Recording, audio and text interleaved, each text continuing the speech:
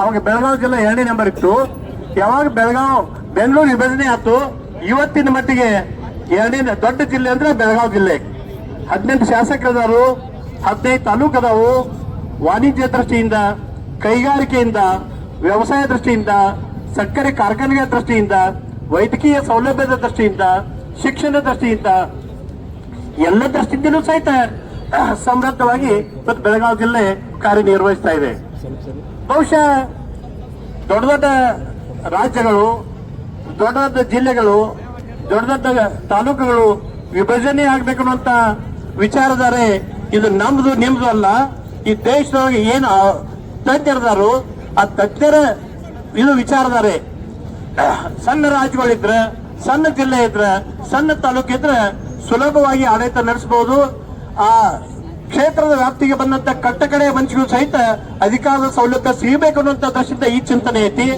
ಅದೇ ಕಾರಣದಿಂದ ನೀವೆಲ್ಲ ನೋಡಿದ್ರಿ, ಕರ್ನಾಟಕ ರಾಜ್ಯದಾಗಿರುವಂತ ಎಲ್ಲಾ ದೊಡ್ಡ ದೊಡ್ಡ ಜಿಲ್ಲೆ ವಿಭಜನೆ ಆಗಿದಾವೆ. ಯಾವ ಜಿಲ್ಲೆಯೂ ಸಹಿತ ದೊಡ್ಡ ಏಕೀಕೃತ ಜಿಲ್ಲೆ ಆಗುವುದಿಲ್ಲ, ಎಲ್ಲಾ ವಿಭಜನೆ ಆಗಿದಾವು. ಬಹುಶಃ ಇದಕ್ಕೆ ಇನ್ನೊಂದು ವಿಷಯ ಮುಂದೋಗಿ ಹೇಳ್ಬೇಕಾದ್ರೆ ಬರೀ 2-3 ತಾಲೂಕು, 2-3 ಜನ MLA ಇದ್ದಂತ ಒಂದೊಂದು ಜಿಲ್ಲೆಗಳು ಇವತ್ತು ನಮ್ಮ ಕರ್ನಾಟಕದ ರಚನೆ ಆಗಿದವು, ಅತ್ಯಂತ ಯಶಸ್ವಿಯಾಗಿ ಕಾರ್ಯನಿರ್ವಹಿಸಕ್ತಾವ. ಆದ್ರ ಪಕ್ಕದ ಧಾರವಾಡ ಜಿಲ್ಲಾ ವಿಭಜನೆ ಆಯ್ತು, ಪಕ್ಕದ ಬಿಜಾಪುರ ಜಿಲ್ಲಾ ವಿಭಜನೆ ಆಯ್ತು, ಮೂಡ್ತಾ ಇದ್ದಂತ ಕಾರವಾರ ದಕ್ಷಿಣ ಕರ್ನಾಟಕ ಹಾಗೂ ಕಾರವಾರ ಜಿಲ್ಲೆ ದಕ್ಷಿಣ ಕನ್ನಡ ಮತ್ತು ಕಾರವಾರ ಜಿಲ್ಲೆ ವಿಭಜನೆ ಆಯ್ತು. ಬೆಂಗಳೂರು ಭಾಗದ ಬಹುತೇಕ ಎಲ್ಲ ದೊಡ್ಡ ಜಿಲ್ಲೆಗಳು ವಿಭಜನೆ ಆಗಿದವು. ಮತ್ತೆ ನಾವೇನು ಪಾಪ ಮಾಡಿದೀವಿ? ಬೆಳಗಾವಿ ಜಿಲ್ಲೆಯವರು ಮಾಡಿದ ಪಾಪ ಏನ?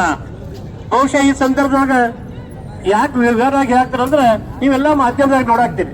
ಮೊದಲು ಹೇಳ್ತಿದ್ರು ಬೆಳಗಾವಿ ಜಿಲ್ಲೆ ವಿಭಜನೆ ಆದ್ರೆ ಗಡಿ ಸಮಸ್ಯೆ ಆಗತಿ, ಬೆಳಗಾವಿ ಸಮಸ್ಯೆ ಆಗತಿ, ಮಹಾಜನ್ ವರದಿ ಐತೆ ಅಂತ ಹೇಳಿ. ಅದು ಯಾವುದೂ ಸಂಬಂಧ ಇಲ್ಲ.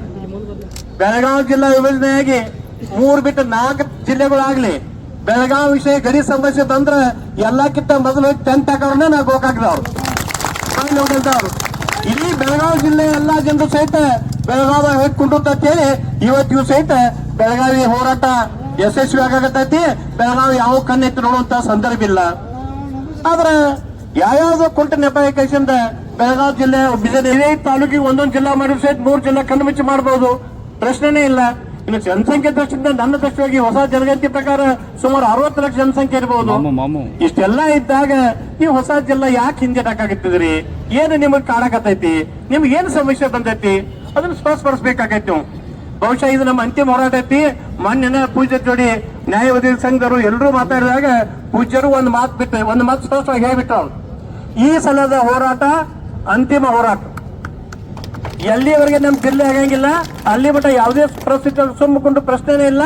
ಜಿಲ್ಲಾ ವಿಭಜನೆ ಮಾಡೇ ತೀರೋದು, ಗೋಕಾಕ್ ಜಿಲ್ಲಾ ಮಾಡೇ ತೀರೋದು ಅಂತ ಸಂಕಲ್ಪದಿಂದ ಇವತ್ತಕ್ಕೆ ನಾವು ಹೋರಾಟ ಅನ್ಯವಾಗಿದ್ದೀವಿ. ಇನ್ನು ನಾವೆಲ್ಲ ಇವತ್ತು ಹೋರಾಟ